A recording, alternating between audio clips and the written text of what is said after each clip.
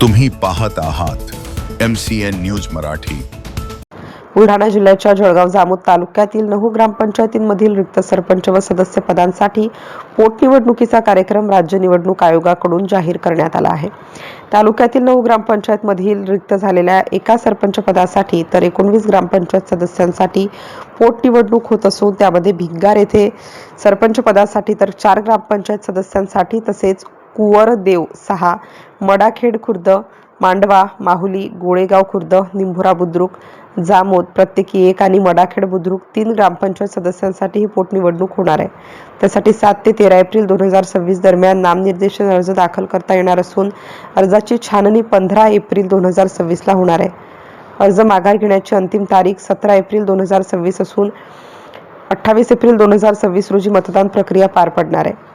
तर 29 एप्रिल 2026 रोजी या निवडणुकीचा निकाल जाहीर होणार आहे। दरम्यान 17 मार्च 2026 पासून संबंधित ग्रामपंचायत क्षेत्रात आदर्श आचारसंहिता लागू झाली असून निकाल जाहीर होईपर्यंत ती प्रभावी राहणार आहे।